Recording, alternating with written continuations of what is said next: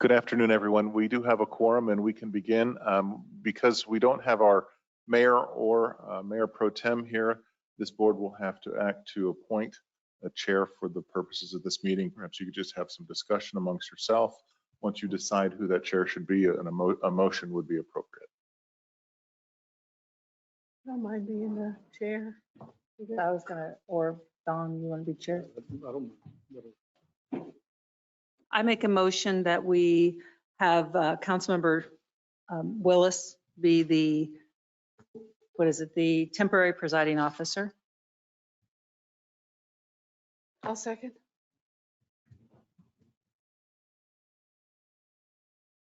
Please call the roll, City Clerk. Councilmember Davis, Four. Councilmember Kellum, Four. Mayor Morrison, Mayor Pro Tem Raymond, Councilmember Willis. The chair is yours, sir. Call this meeting to order. Let's all stand for the Pledge of Allegiance. Councilmember Kellum, would you lead us in the pledge? I pledge allegiance to the flag of the United States of America and to the republic for which it stands, one nation, under God, indivisible, with liberty and justice for all.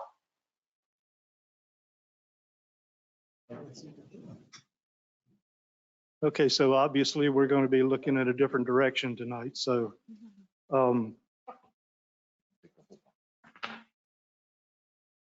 Madam Clerk, would you call the roll? Councilmember Davis, here. Councilmember Kellum, Here. Mayor Morrison, Mayor Pro Tem Raymond, Councilmember Willis. Here. All right, the first order is public participation. Any member of the public may address any items that do not appear on the agenda, and any agenda item that is listed on the agenda for final official action by the city, excluding public hearing items, which are heard at the public hearing portion of the meeting, ministerial items, et cetera. Approval of agenda minutes, informational items, quasi-judicial or emergency items. Citizens will limit their comments to 3 minutes. The city council will not take any action under the public participation section of the agenda. The council may schedule items not on the agenda as regular items and act upon them in the future. We do not have any comment cards. Anyone in the audience wish to speak? Daniel, do we have anyone? So seeing no comments, we will bring it back and have our item for discussion. Review the Kimley Horn and Associates traffic study regarding the operation of golf carts on specifically designated roadways and provide feedback to staff for program implementation. Kimley Horn, the floor is yours, please. And we have our city planner here, Kyle Harris. If you want to start us off, Oh, Mr. Chair. excuse me. Yeah, thanks, Todd.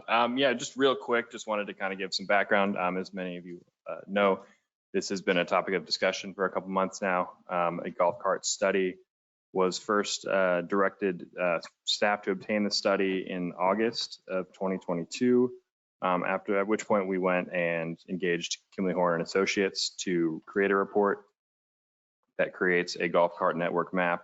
So this resulting study looks at Florida statutes and regulations of usage of golf carts on public roads. It looks at which roads are going to be eligible and then recommends a network of golf cart friendly roads within the city. And then they go into some recommended signage as well. So we have Colleen McGue and Amber Gartner here to give us a presentation and kind of go over what the study is about. Very good. Thank you very much. So for the record, my name is Colleen McGue. I'm with Kimley Horn and Associates. It's nice to see you all again.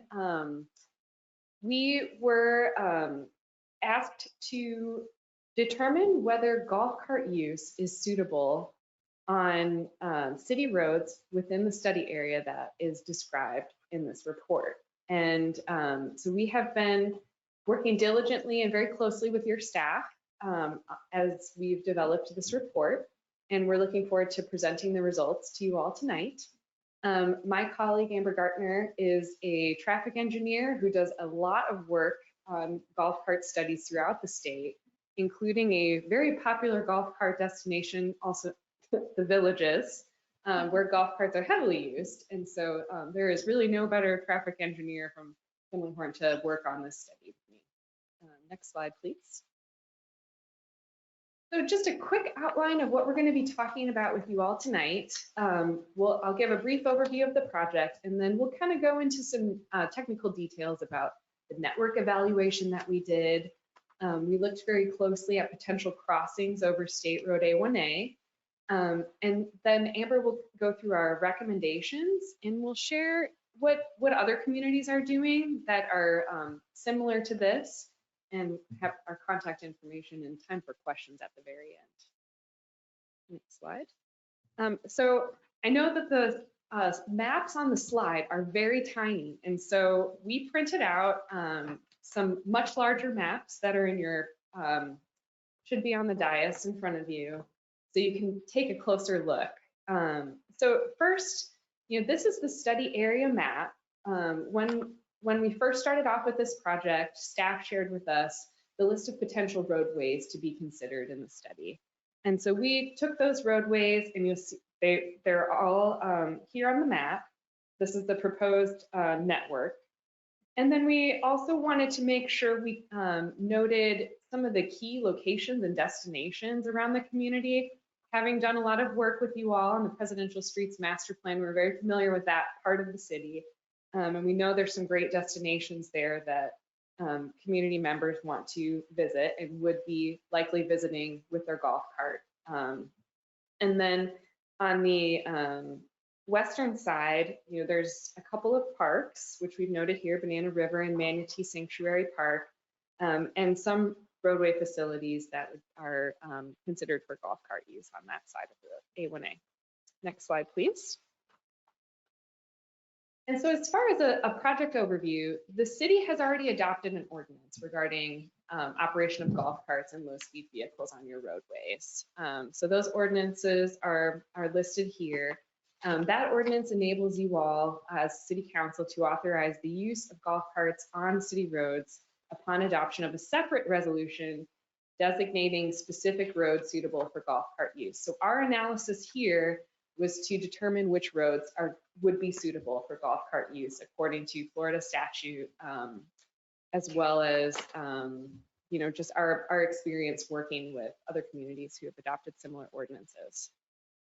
Next slide, please. So at this point, I'm going to turn it over to Amber to talk about our network evaluation. Hello, good afternoon, Council. Thank you for having me. Again, for the record, Amber Gartner with Kimley Horn. So I'm going to talk through some of the evaluation criteria we looked at within the city network, as well as our findings and recommendation and future steps for implementation. So the criteria by which we have to evaluate the street network based on Florida statute is the speed, volume, and character of the roadways. That's both in terms of traffic as well as the surrounding lane uses within those roadways. So back in December, we drove all of the roadways that are located within this study area in order to visually assess these things, also compared with data that I'm going to review on the next map series on the next few slides. Based on our field review and experience here in the city, most of the streets I would classify as primarily residential, local, low volume, low speed roadways. Particularly in the Presidential Streets area, those are definitely characterized by majority of residential uses with some civic uses mixed in. And then you'll have the more commercial areas along State Road A1A. So if you go to the next slide, I'm going to step through some of the evaluation criteria we look at. Again, there's larger maps that you have to view at your seats. This first map shows the functional classification of the roadways. Functional classification is a designation established by the Florida Department of Transportation and your local TPO in conjunction with your city staff, identifying the character of specific roadways. So within the study area, State Road A1A bisects the city, and that is your arterial roadway. That's depicted in that yellow or orange color.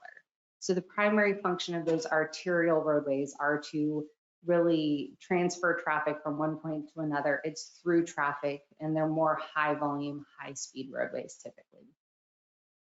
Within the city limits, there are a few collector roadways. Those are shown in your purple color.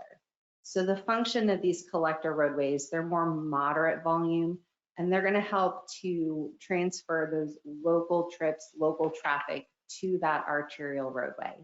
And as I drove through the study area in the city, you can see that the character of those roadways is functioning in that way. They're slightly higher traffic volumes, really acting as local residential collectors, getting people from one area of the community to the other and then out to State Road A1A. The rest of the roadways that are shown in green are designated as local roadways. So those are purely for local trips. You're going to and from uses that are located directly on those roadways. And again, traveling through the community, those truly do act as local roadways. The volumes, as you observe it, are relatively low throughout the day. There's routinely people walking across the street, within the street. There's bicyclists using the street along with the automobiles. So definitely act as those local residential roadways. So this is something we consider as we look at which roadways would be suitable for golf cart travel. Next slide. We also look at posted speed limits. So this map is color coded based on the speed limit of each roadway. State Road A1A is your highest posted speed limit roadway, which you would expect being that arterial road. On the north end, it's 45 miles per hour that then transitions to 40 miles per hour as you travel south. And then the rest of the roadways within the community are either 25 or 20 miles per hour. So again, low speed roads. Just for context, residential streets by statute throughout most communities are 30 miles per hour if they are not designated something else. So these are definitely considered low speed streets. And I would say as I traveled them, it felt like that's the speed, the travel that people are generally traveling at. Next slide. We also looked at the volume of traffic on the roadways. So this map depicts daily traffic volumes that were collected during different years. So the different colors just depict the year in which the traffic counts were collected. So going back from 2018 until most recently 2022. And this just gives us another data point to evaluate which streets we would say are allowable for golf cart use. Your highest volume roadway is State Road A1A, as you would expect. And then as you get to your local collector streets, they're going to have volumes ranging anywhere from 2,000 cars a day to 7,000 cars a day at North Atlantic Avenue. So that's your most heavily traveled local collector road. And then within the presidential local street network, most of those roads are less than 1,000 vehicles per day, many of them less than 500 vehicles per day. So we would consider those low volume roadways. There are 3 crossings of State Road A1A that we are asked to evaluate by staff to determine whether golf carts should be allowed to cross at those locations. State Road A1A is owned and maintained by the Florida Department of Transportation, so any crossing would have to be approved by them and meet their requirements. DOT does have established guidelines because this is an increasing trend across the state by which they would consider a crossing of their streets. So I've outlined that criteria on the slide.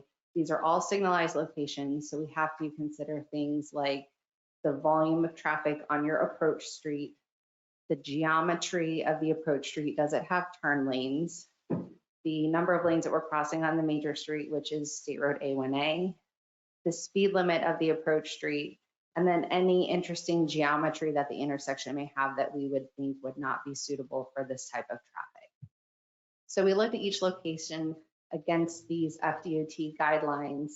And there's at least one criteria at each location that is not met or does not meet the FDOT guidelines.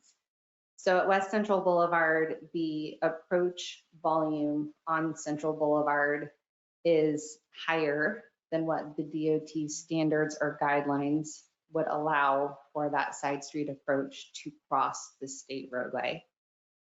At North Atlantic Avenue, it's a 3-legged road, and one of their criteria is that it has to be a 4-legged intersection. So one roadway intersection on each leg.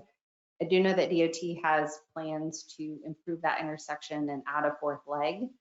That could potentially be considered at that time, but as I stated earlier, North Atlantic is one of your higher volume roadways, so those volumes today do exceed what the DOT guidelines would outline.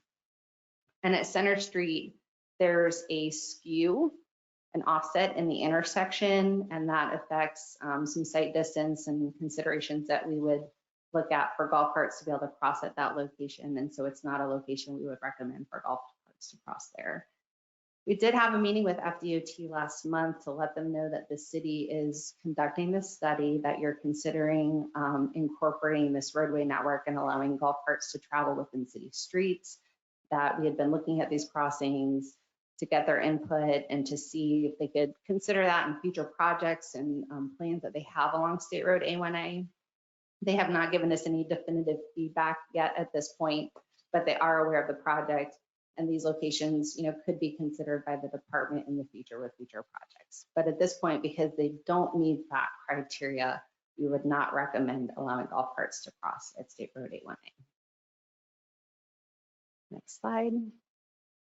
So I believe you have a larger version of this map in your packet. This is the recommendations that we have from our study. We have some roadways that are shown in red, and those are locations that we are recommending that golf carts would not be suitable to travel. So the 3 crossing across State Road A1A, we would say they would not be suitable for crossings there. Oak Lane is currently an unpaved roadway. So at this point, we would say that is not suitable for golf cart traffic. We know that the city is planning to pave that roadway, so that could be reevaluated in the future when the improvements are made. And then the very north end of North Atlantic Avenue within the city limits, the character of the uses adjacent to the street become more industrial, more port related. And so we recommended that that northern section be excluded from the allowable golf cart network. Mr. Chair, if I could ask a question. Certainly. I noticed that you got a couple different signs there. The first one has a graphic depiction of a golf cart and saying share the road, and that's intuitive. The second one says no carts beyond this point. Shouldn't it say no golf carts? Because carts could be confusing. Yes, and that is I will say a special design sign, so we can change that wording to say no golf carts beyond this point. Okay, and we're going to be asking the council to accept this report later at the next meeting, so we might just make note of that, Mr. Chair. Thank you. So that's a great segue. We have also recommended locations for signage. That's part of the statute and the ordinance that you post signage notifying motorists that golf carts are sharing the road, as well as I think it's really important, although not outlined specifically by the statute, but having that regulatory sign, that white sign is a regulatory sign that notifies the golf cart drivers that they are not to cross that point, and then that would be enforceable by your law enforcement. We've identified locations where we recommend those. So that's basically at any terminus of that green line that now goes onto another network. Either it's a county roadway, it's a state roadway, but the end of those allowable golf cart networks is where we would recommend those signs. And we've also stated that they be placed at a location that's not right up on State Road A1A, but they be placed at either a intersection or a parking lot where a golf cart could turn in and not have to make a U-turn in the middle of the road and make unsafe maneuvers. The share the road signs, those we've recommended just kind of at your entryways to the city, as well as your collector roadways. And those locations could be assessed by staff, and that's one of our recommendations to evaluate as this program goes along and you have more golf cart use within the city. So as Colleen stated, we wanted to highlight just some other communities. There are many, many, many in Florida. So this is just a handful of other communities that allow golf carts and kind of what they're doing. The Village is probably the most well-known. They have a vast network of off-street golf cart networks, but they do also allow golf carts to share the road with the vehicles in their local neighborhoods. And then on their more minor collector roadways, they have a separated golf cart lane, but within the roadway footprint itself. There are several state road crossings, but none of them are at grade. They are either elevated across a bridge or they go beneath tunnels. Same thing with their major collector roadways. They don't have any at grade crossings typically. They're typically done through tunnels. Sun City, Florida is another community that has a large use of golf carts. They are permitted on all public streets that are not considered a state highway. They also do have 4 designated golf cart crossings of State Road 674. Those are at grade locations, not elevated or underneath. In some of these communities, I'm highlighting this just to say that there is still some coordination with DOT that can be had if it is desired to pursue a crossing at one of those locations. Crystal River, Florida is very similar to the city of Cape Canaveral in the fact that there is a state road that traverses right through the center of their community, State Road 19. We did a golf cart study for them probably 5 years ago and evaluated roadways that they wanted to consider for golf cart use. They did enact a golf cart network of streets on both sides of State Road 19, and they have implemented the warning signs as well as the no golf carts beyond this point signs at State Road 19. And I haven't heard of any issues, but just wanted to point out because that is a similar community with that state road that they're not allowed to cross throughout the community. Slide. Tavares is another location where golf carts are allowed on all city streets with posted speed limits of 35 miles per hour or less. They do also have 2 designated crossings of state roadways, one at State Road 19 and one at US 441, and those are at the traffic signals at grade. The City of Gulf Breeze is another beach community, and they have golf carts allowed on all streets with speed limits of 25 miles per hour or less. And then your neighbors to the south, Cocoa Beach, they have defined an allowable network that is, a specific narrowed network of roadways, and they have specifically limited that any of those golf carts get close to or cross or interact with State Road 819. So as you consider the study and the recommendations within, there are some other considerations we wanted to point out, one of those being making sure that those signs are installed. There is part of your ordinance that there's a registration and golf cart inspection process that needs to occur. We would recommend some public communication and outreach to the residents to notify them of this new resolution in the network, and also have some communication out to any renters in the area that will come. There's definitely going to be some coordination with the sheriff's office on enforcement of this once you adopt it. And then if you choose to adopt it and you see that there's being increased golf cart use within the community, there may be a need to reassess some of the policies and procedures as you're seeing how things are working, particularly with your registration and enforcement.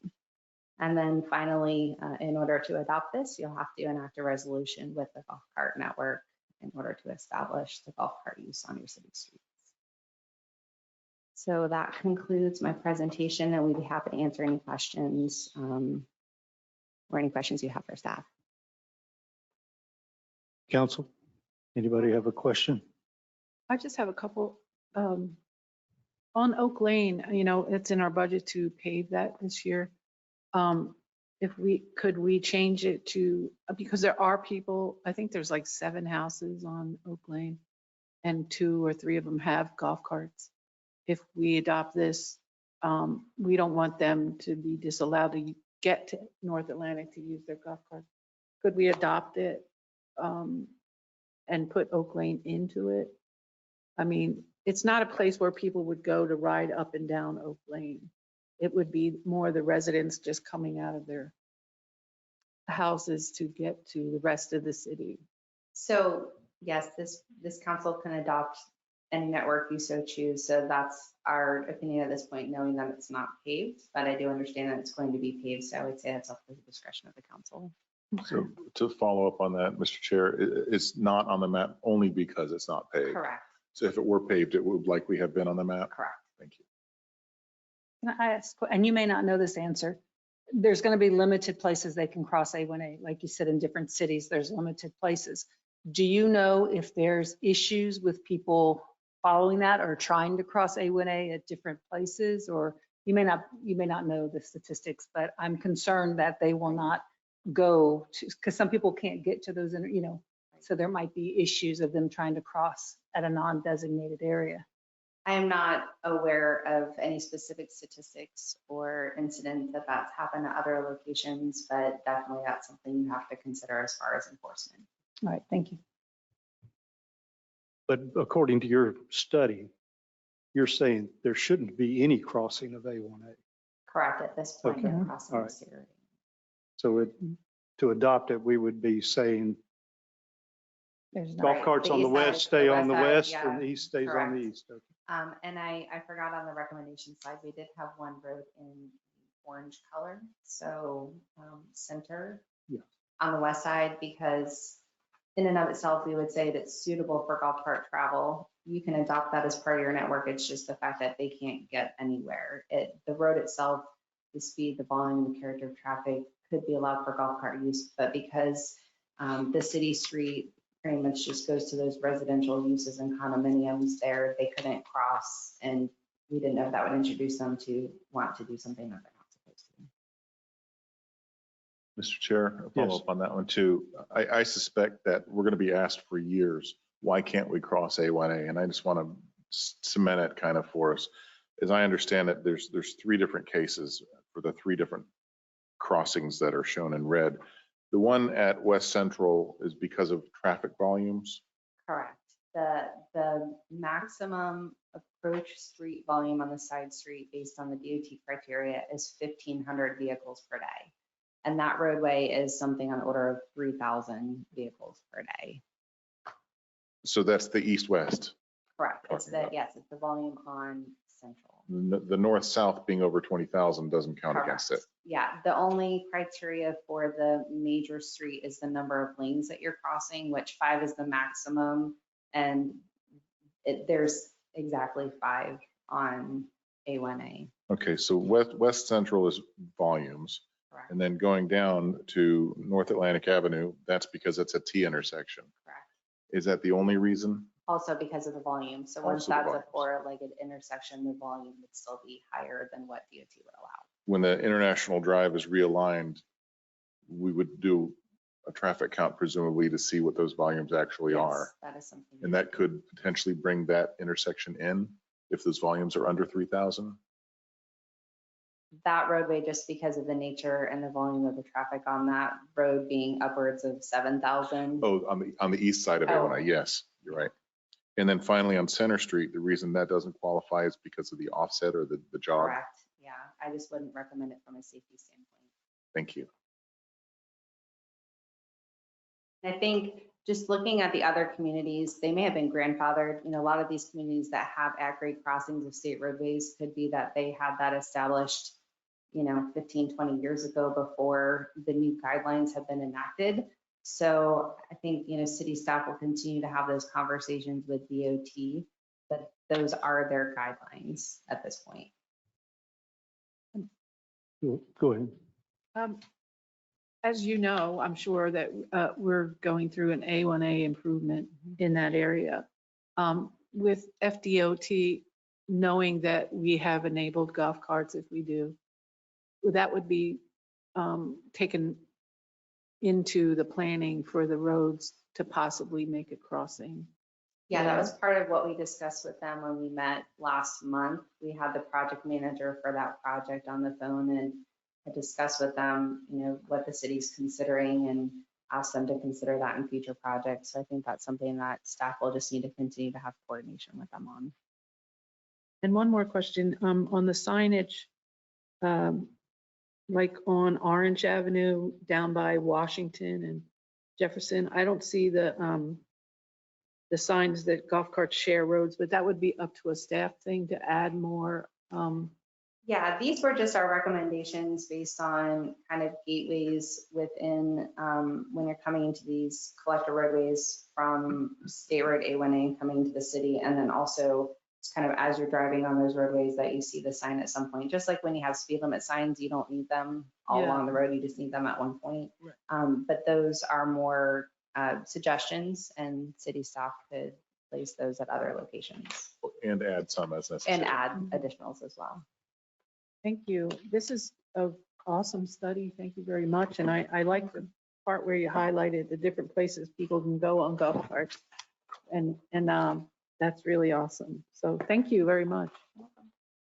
Unless, I have one question that you may not have an answer to, but I'm going to throw it out there.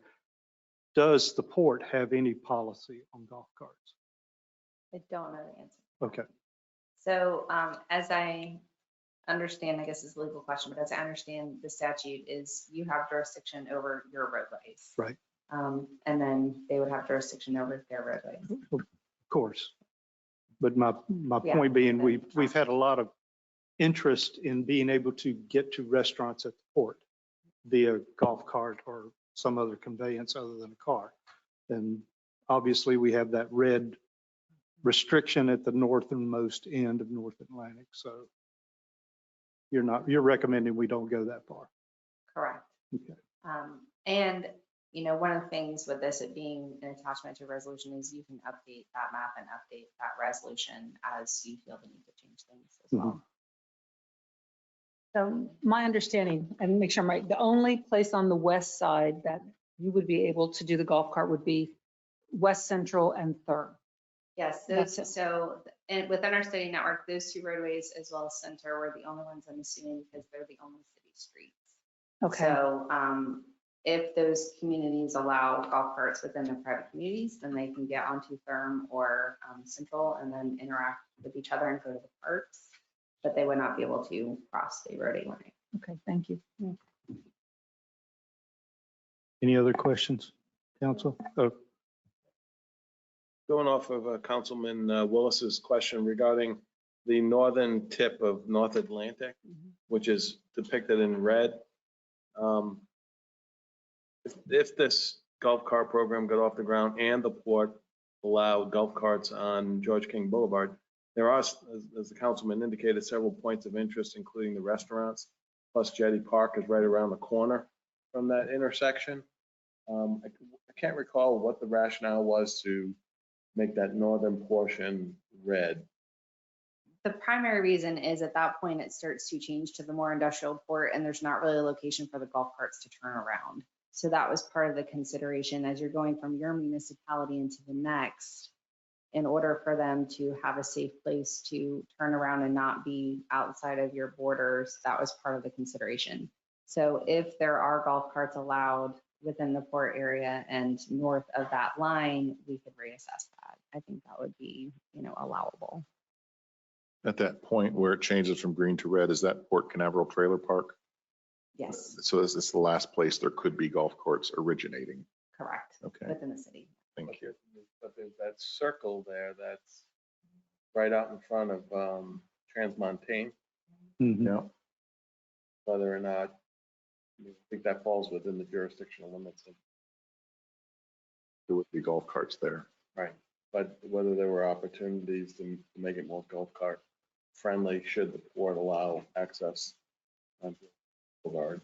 So that is the only access point that Canaveral residents would have the ability to get to George King Boulevard based on the network that you're proposing.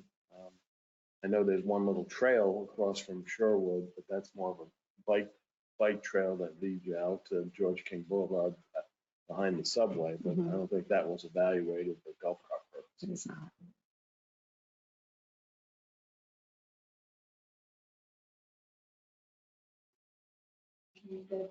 Down.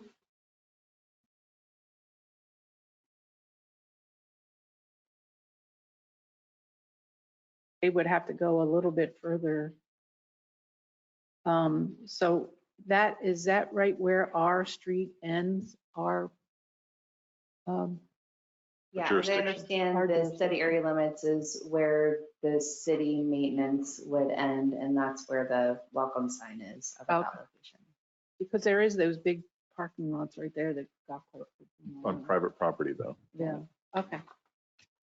Got it. There's a public crosswalk at the north end of North Atlantic near the yellow bus stop. I think that crosswalk could be considered pretty much where, That was our consideration, so Oh, they could use that would that end. crosswalk to turn around. and Right. get back in. because Okay. after that, the shipping traffic from the port gets pretty extensive. There's a cargo terminal right across the street, and then cruise terminal 3 is just to the east of that, which has heavy traffic coming out of it periodically. So that was a justification for where it ended.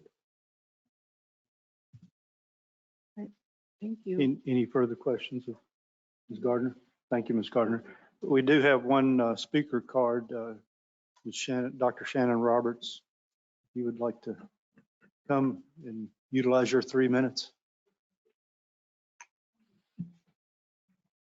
Shannon Roberts, 703 Solana Shores Drive. As I expressed in the very beginning, I'm very concerned about the North Atlantic. Even in the study, they're acknowledging the traffic there is heavier among those designated areas of permissibility. And given the golf cart potential, as we're acknowledging with Cruise Terminal 3, we've got so much traffic coming in. The launch frequency is increasing. And also, as you all acknowledge, the safe turnaround, on North Atlantic. It's just also the electric scooters, so we've just got so many things that, in my opinion, are distracting the drivers. And in my opinion, it poses a safety issue, have permissibility for not only the golf carts, but also the electric scooters. I don't know that we want to necessarily, I just don't know how to govern the traffic safely. I'm just expressing serious concern. The lighting on North Atlantic, I know this is sunrise to sunset, but the lighting, I just want to mention, there's several lights that are out on North Atlantic and also some of the arteries, and that's a tangential issue. But again, the lighting on North Atlantic and the arteries there for permissible use is very concerning. It's very dark there, as you start getting towards sunset. And also the blinding sun, as you're also in the afternoon. I just really worry about the safety aspects of this whole program. So I'm just expressing my concern again, as I did initially. And to me, it's even been exacerbated because of Cruise Terminal 3 and the electrical scooters. Thank you. Thank you, Dr. Roberts. One thing we need to keep in mind is this is a recommendation of a network. It doesn't mean that we have to accept all of it or start with all of it. We can start with portions of it and see how it goes. We're not bound to just totally open this wide open at the beginning. So we can do other things, but I think for the sake of the study, it was well done, and thank you very much. And it tells us what we can do and what we shouldn't do. I appreciate that. Daniel, do we have anyone online? We have one. Okay, if you could unmute them.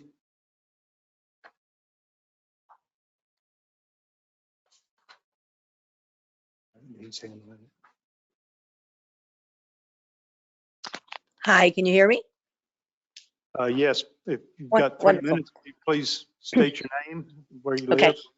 live. My name is Lisa Elam. I am 121 Portside Avenue. I've been born and raised in Cape Canaveral, and mom retired with City of Cape Canaveral. So I, for one, am very pleased with this study and that you have brought this up to the forefront. I do understand safety concerns, but that's with anything. I was recently on I-95 in standstill traffic and got hit from behind by somebody going 75 miles an hour. So safety is an issue wherever we are and whatever modality we have that we use for transportation. So my question goes, and I got on a few minutes late, so please forgive me if you've already addressed this. Portside Villas and Villages of Seaport are not in that study. Is that because they're independent properties and then they can make the decision to be a part of it if so desired? They are private streets, not controlled by the city. Okay, but that is something that could come through the different homeowner associations if elected and become a part of allowable. They would, similar to where I live, they would be able to set their own rules Understood. Okay, so then my on second their own question. roadway. Okay, fantastic. So my second question or comment goes to where what I heard about Port Canaveral and being able to go down for the restaurants and what an opportunity to reduce traffic in that area and the issues of parking that we have. I know that the area was mentioned going up to Jetty Park, that there is that bike trail there. There is also a bike trail as you pass the Cape Canaveral trailer park there. Right to the left, there is a bike path there. I ride my bike every opportunity I have. I ride a road bike using that trail, crossing over through the port, crossing over on Flounder Avenue and going down, riding all the way down to the end of, as far down as I can go. So there is that sidewalk area. And it would be really great. I know this is just the beginning and it's just a study, but it would be great to see if there is some avenue there that can happen for the potential for being able to get down to the port. So, and thank you from bottom of my heart for the study and for everything you all do for the city of Cape Canaveral. Thank you, Ms. Elam. Thank you. Daniel, do we have any more? No. One thing that I think we have to be cognizant of is the traffic we might be promoting on private streets and the considerations for trespassing.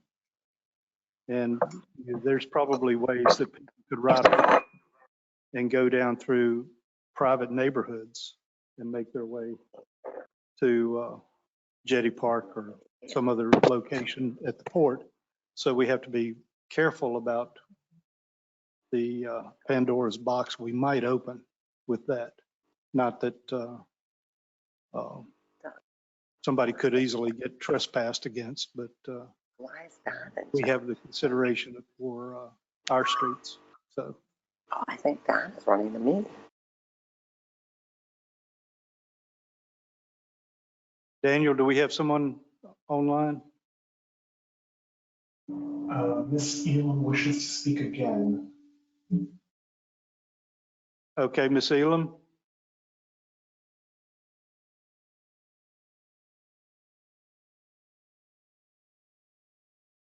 Are you there? I am here. Yeah, it's a quick second. I just want to make a comment to the excellent point that you brought up. I also work in Vieira, and Vieira has a wonderful community for golf carts and has many locations that like Villages of Seaport, Portside, Solana Shores, and all have the gated entrance. So that is something that they've been able to work through and manage. So I just wanted to make that point. Thanks again. Okay, thank you. Any other comments any other questions from the audience? No one, Daniel? Council? I want to thank Kimberly Horn for the presentation. It was very good. Thank you very much. We have a lot to consider, and I appreciate your efforts. And I think with that, Mr. City Manager. I was wondering, well, if we have just a couple minutes, would you be, I know this is beyond the task of the current task, but you seem knowledgeable. Would you be able to help out with any implementation strategies as we move forward in the next couple months? Say, how much we should expect to expend in terms of man hours for this, what a schedule would be for people to come and get registered, what we should be charging, and all that sort of thing. So in many of the municipalities I work in, they don't have that registration policy or procedure, but I kind of like that because then you have control over making sure when someone comes in and they have a registration, you can provide them information. Here's the rules, here's the guidelines. You can make sure that they have that information before them. I think city staff has been talking through some of their thoughts on the implementation process. Yeah, that's correct. So one of our next steps is to continue to go through the details of registration and enforcement with BCSO and code enforcement and kind of nail down all those details. So we are putting together an implementation timeline. We'd like to give some time for signage to come in and be installed, and some time for people to register without necessarily the resolution kicking in, just to give them some time to register their carts. So that is something that after tonight we will be continuing to work on that implementation strategy. Yeah, I think it's important to just be very clear for the public record that say this gets implemented tonight as part, staff is directed to go back and put this in a resolution. Golf carts won't be swarming the streets tomorrow saying, oh my God, this is so great. There is a lot of work left to do to figure this out, to ensure that it's properly and safely done. And that, council, you can mold this to however you like it to be. But that implementation period would help iron out a lot of the things left to be done and the proper collaboration that has to be implemented for this to work. So there will be a lot of education for public moving forward in that implementation period to get ready for this. And that timeline we can move up or down depending on the scope of what this eventually becomes with the resolution. So. Well, I know it. Kind of like cord cut out all of it. Thank you, Mr. Chair. Any other comments? Okay, I think we shall adjourn now, and we will resume at 6 o'clock. Thank you.